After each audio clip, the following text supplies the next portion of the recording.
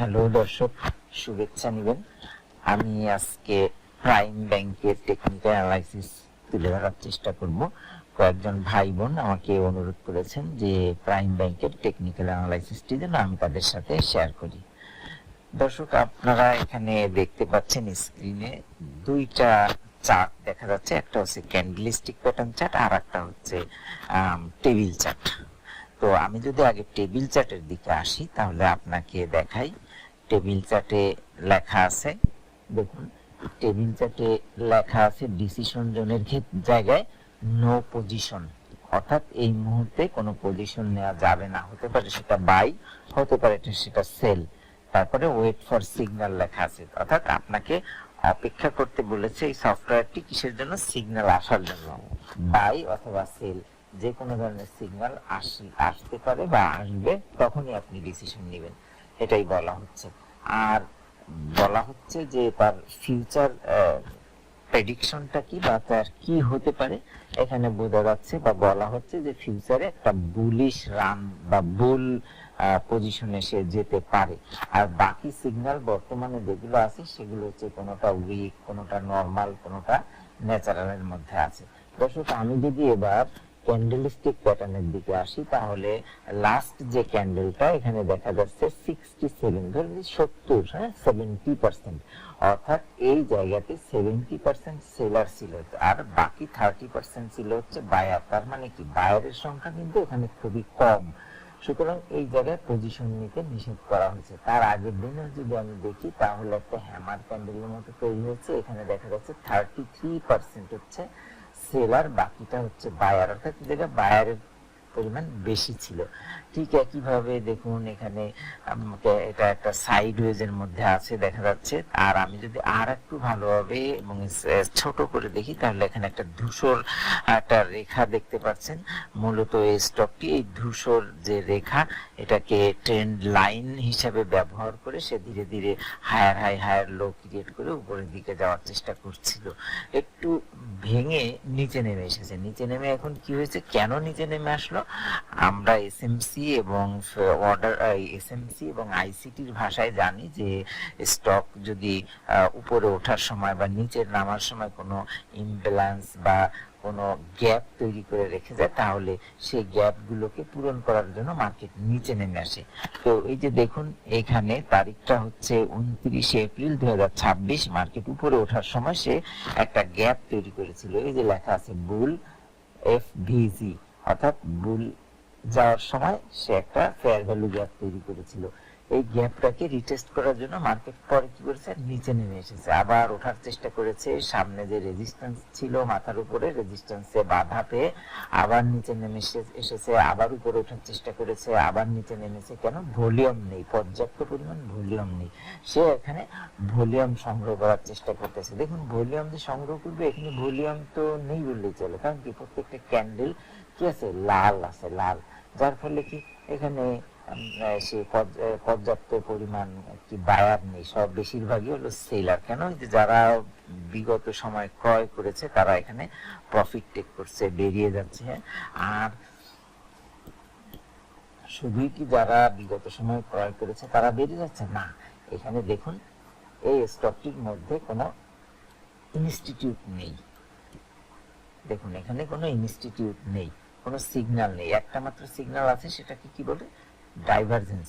Divergence বলতে আমরা যেটা বুঝি সেটা হচ্ছে কি, পূর্বাভাস, অর্থাৎ প্রাইস উপরের দিকে যাওয়ার একটা সম্ভাবনা আছে। এই যে দেখুন উপরে লাল রঙের একটা ডিআইভি লেখা এসেছে, অর্থাৎ প্রাইস নিচের দিকে নামতে পারে। দেখুন এই ডাইভারজেন্স আসার সঙ্গে সঙ্গে কি হয়েছে, প্রাইস আস্তে আস্তে নিচের দিকে নেমে গেছে। তাহলে আমরা যখন এই ডাইভারজেন্স সিগন্যালটা দেখেছি তখন সাথে সাথে আমরা প্রফিট টেকিং করেছি।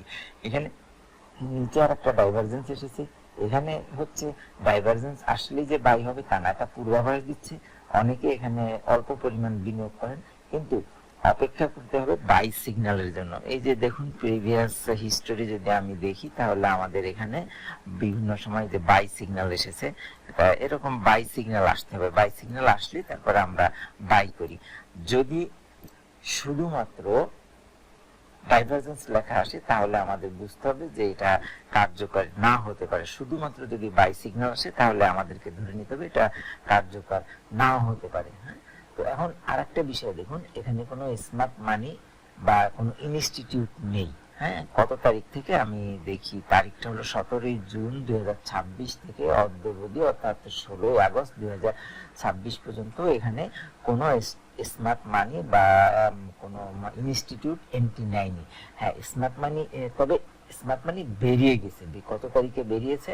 14ই জুলাই 2026। এই যে লেখা আছে দেখুন, SM এক্সিট, এই জায়গাতে স্মার্ট মানি বেরিয়ে গেছে।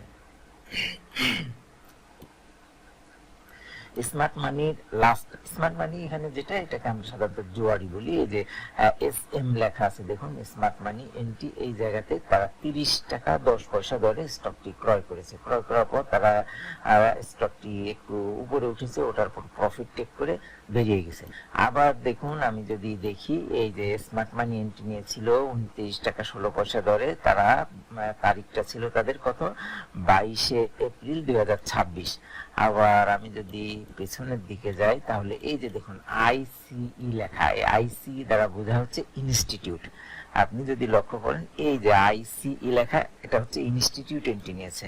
আবার দেখা যাচ্ছে যে এখানে এই যে স্মার্ট মানি সেল দিয়েছে, স্মার্ট মানি যারা, তারা সেল দিয়েছে, কিছু এন্ট্রি নিয়েছে, কিছু সেল দিয়েছে, অর্থাৎ বড় আকারে সেল দিয়ে তারা বেরিয়ে গেছে। এই যে লেখা আছে SM সেল, অর্থাৎ স্মার্ট মানি সেল দিয়েছে। এখন স্মার্ট মানি এন্ট্রি নিয়েছিল কবে আর সেল দিল কবে? এই যে দেখুন, পেছনের হিস্টোরি যদি আমরা দেখি, তাহলে এই যে দেখুন, স্মার্ট মানি এন্ট্রি নিয়েছিল কত তারিখে? 14ই জুলাই 2025। 14ই জুলাই 2025 তারা এন্ট্রি নিয়েছে। তারপরে ইনস্টিটিউট এন্ট্রি হচ্ছে 3rd সেপ্টেম্বর 2025। হ্যাঁ, একইভাবে দেখা যাচ্ছে যে এখানে স্মার্ট মানি এন্ট্রি নিয়েছে হচ্ছে 29শে অক্টোবর 2025। এরপরে আরো যদি সামনের দিকে আসি, দেখুন এই যে ইনস্টিটিউট এন্ট্রি নিয়েছে, এখানে ইনস্টিটিউট এন্ট্রি নিয়েছে। অর্থাৎ বক্স যদি তৈরি হয়, ক্যান্ডেলের পাশে যদি এরকম একটা স্বচ্ছ বক্স তৈরি হয়, তাহলে আমরা ধরে নিই যে এখানে কি হয়েছে, স্মার্ট মানি এন্ট্রি নিয়েছে। স্মার্ট মানি হলো বড় বিনিয়োগকারী। আর এই যে যে ICE লেখা, যেটা ICE দ্বারা বোঝায় যে এখানে এটা হলো ইনস্টিটিউট, বিভিন্ন ধরনের ফিনান্সিয়াল ইনস্টিটিউট হতে পারে, ব্যাংক হতে পারে, বীমা হতে পারে, বা অন্য অন্য প্রতিষ্ঠান হতে পারে। হ্যাঁ, এই প্রতিষ্ঠানগুলো যখন এন্ট্রি নেয়, লক্ষ্য করে দেখুন স্টকের দাম কিন্তু হু হু করে বেড়ে যায়। আবার আরেকটা বিষয় হচ্ছে, যখন এই ক্ষুদ্র বিনিয়োগকারীরা, ক্ষুদ্র বিনিয়োগকারী বললে ভুল হবে, দুঃখিত, এটা হলো যে স্মার্ট মানি জোয়ারি আমরা যাকে অনেক সময় বলি, বা বড় আকারের বিনিয়োগকারী যাকে বলি, ইন্ডিভিজুয়াল। হ্যাঁ, এটা কোনো ইনস্টিটিউট না, এটা হচ্ছে ইন্ডিভিজুয়াল বড় আকারের বিনিয়োগকারী, স্বতন্ত্র বিনিয়োগকারী, বড় আকারের বিনিয়োগকারী। তারা যখন এন্ট্রি নেয়, তখন কি হয়, স্টকটার দাম উপরে ওঠে, কমে, আবার বাড়ে, আবার কমে। এই যে দেখুন, তারিখটা হচ্ছে 16ই জুন 2026। এখানে কি স্মার্ট মানি এন্ট্রি নিয়েছে। স্মার্ট মানি এন্ট্রি নেওয়ার পর কিন্তু স্টকের দাম বাড়েনি, স্টকের দাম কিন্তু ইনস্টিটিউট যে জায়গায় এন্ট্রি নেয়, স্টকের দাম কিন্তু বেড়ে যায়। দেখেন প্রিভিয়াস হিস্টোরি যদি আপনি দেখেন, ইনস্টিটিউট এন্ট্রি নিয়েছে, অটোমেটিক্যালি শেয়ারের দাম বেড়ে গেছে। আর এই যে যে স্মার্ট মানি যারা, স্মার্ট মানি কখনো শেয়ারের দাম তেমন একটা বাড়ায় না, তেমন একটা বাড়ায় না। তারা শেয়ারটা নিয়ে কারসাজি করে, একটু বাড়ায়, একটু কমায়, একটু কমায়, আবার বাড়ায়। এইভাবে খেলাধুলা করে, বিনিয়োগকারীদের ভয়ভীতি দেখায়, হ্যাঁ, যাতে ক্ষুদ্র বিনিয়োগকারীটা ভয় বের হয়ে যায়। এটা হলো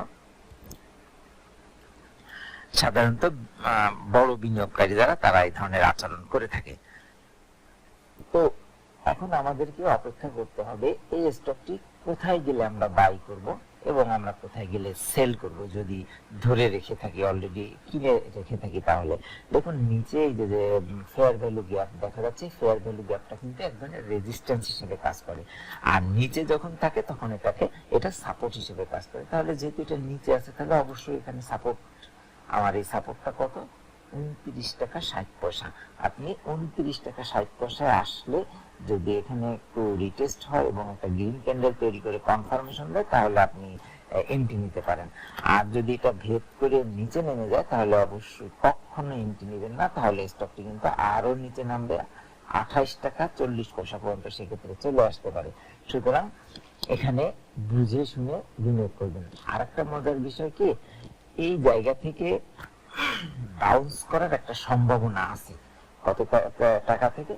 29 টাকা 60 পয়সা থেকে বাউন্স করার। কেন বাউন্স করার, আমি কেন বললাম, কারণ হচ্ছে কি এখানে একটা ডাইভারজেন্স বা পূর্বাভাস দিয়েছে, তারপরে কি এসেছে এই যে পানির বিন্দুর মতো, পানির ফোঁটার মতো একটা বিন্দু দেখতে পাচ্ছেন, এটাকে বলা হচ্ছে লিকুইডিটি সুইপ। লিকুইডিটি সুইপ মানে স্মার্ট মানে এই জায়গাতে স্টকটাকে নিচে নামিয়ে দিয়ে তারা কম দামে কিছু স্টক কিনে নেয়, যাকে আমরা লিকুইডিটি সুইপ বলি। আবার উপরের দিকে যখন হয় তখন আমরা এটাকে লিকুইডিটি গ্রাব বলি। হ্যাঁ, তো লিকুইডিটি সুইপ হয়েছে, যার ফলে আমরা বুঝতে পারতেছি যে এখানে স্মার্ট মানি এই স্টকগুলোকে কিনে নিয়েছে দাম কমিয়ে দেওয়ার পর। তো দর্শক, আমি যদি আর একটু পেছনে যাই তাহলে আপনি দেখতে পাবেন যে এখানে যে ক্যান্ডেল গুলো আছে তার মধ্যে উপরে লেখা আছে 80% সেলার। তারপরে এখানে দেখা যাচ্ছে যে ইনভার্টেড হ্যামার একটা ক্যান্ডেল, এখানে লেখা আছে 25% কি বায়ার, তাহলে কি 75% সেলার। তাহলে আলটিমেটলি এই ক্যান্ডেলটার কি হওয়া উচিত ছিল? লাল ক্যান্ডেল হওয়া উচিত ছিল। আমরা অনেকে যারা নতুন তারা গ্রিন ক্যান্ডেল দেখলেই অনেক খুশি হয়ে যায়, যাক যাই হোক একটা গ্রিন ক্যান্ডেল হয়েছে, আগামী দিন হয়তো মার্কেট বাড়বে। না, আসলে এই লাল ক্যান্ডেলের যে ভূমিকা, এই গ্রিন ক্যান্ডেল যেটা দেখতেছেন এটারও ওই একই রকমের ভূমিকা হচ্ছে এর প্যাটার্নের কারণে, এর ডিজাইনের কারণে। কারণ কি? কারণ হলো এর পুরাটাই হলো সেলার। ঠিক একইভাবে আমি যদি এখানে দেখি তাহলে দেখুন এটা আবার ঠিক আছে, এটা গ্রিন ক্যান্ডেল এবং এর বায়ারের পরিমাণ হচ্ছে 67, অর্থাৎ বলা যায় যে 70% হচ্ছে বায়ার, 30% হচ্ছে সেলার। হ্যাঁ, 19-20 হতেই পারে। তো এখন আপনি অপেক্ষা করবেন কোন পর্যন্ত? অপেক্ষা করবেন হলো এই যে যে রেখাটা আমি এর আগে বললাম, আর এটার প্রফিট টেকিং জোনটা কোথায়। প্রথম আপনি প্রফিট টেক করবেন সেটা হচ্ছে যে তার লেভেলটা হচ্ছে 31 টাকা 30 পয়সা অথবা 31 টাকা 70 পয়সা।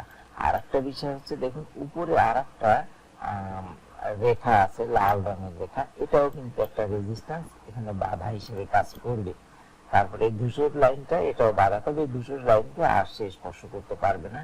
যদি স্টকটি সামনের দিকে যায় তাহলে আস্তে আস্তে করে এই যে 32 টাকা বা 36 টাকা লেভেল পর্যন্ত যেতে পারে। তো দর্শক, আমরা যদি আমাদের লেভেলটা আর একটু দেখি তাহলে দেখুন এটা সবেমাত্র আপ ট্রেন্ডে হওয়ার চেষ্টা করতেছে, শুরু হতে যাচ্ছে। হ্যাঁ, কিন্তু এই যে আপ ট্রেন্ড বর্তমানে যেটা আছে এটা কিন্তু খুব দুর্বল, উইক আপ ট্রেন্ড, এই যে লেখা দেখা যাচ্ছে লেভেলে। তারপর আরেকটা বিষয় হচ্ছে কি 2.3 আউট অফ 10 স্কোর।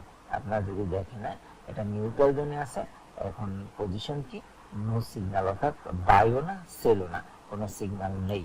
তো এই ছিল আমাদের প্রাইম ব্যাংকের টেকনিক্যাল অ্যানালাইসিস। দর্শক, যদি আপনাদের ভালো লাগে তাহলে দয়া করে লাইক এবং শেয়ার দিয়ে অন্যদের দেখার সুযোগ করে দিবেন। আর একটা বিষয় হচ্ছে যে আমাদের এই ভিডিওটা কোনো বাই বা সেল সিগন্যাল নির্দেশ করে না, পুঁজিবাজার ঝুঁকিপূর্ণ। আপনি সম্পূর্ণ নিজের বিবেক বুদ্ধি এবং মেধা খাটিয়ে জেনে বুঝে তারপরে বিনিয়োগ করবেন। আর এই ভিডিওটাকে আপনি একটা ট্রেনিং বা টিউটোরিয়াল হিসেবে ব্যবহার করবেন, দেখবেন যে কিভাবে কোথায় এন্ট্রি নেওয়া যায় এবং কোথায় এক্সিট নেওয়া যায়। এখানে স্পষ্টভাবে লিখে দেওয়া আছে এবং এটা দেখিয়ে দিয়েছে। আমাদের এই অ্যালগোরিদমটা খুবই শক্তিশালী অ্যালগোরিদম। এই অ্যালগোরিদম অনুযায়ী আমরা যদি ট্রেড নেই তাহলে 70 থেকে 75% এখানে উইনিং রেট আছে। তো সবাই ভালো থাকবেন, আসসালামু আলাইকুম। যদি কোনো কিছু জানার থাকে বা কোনো স্টকের অ্যানালাইসিস প্রয়োজন হয় তাহলে আপনারা কমেন্টস বক্সে লিখে জানাবেন।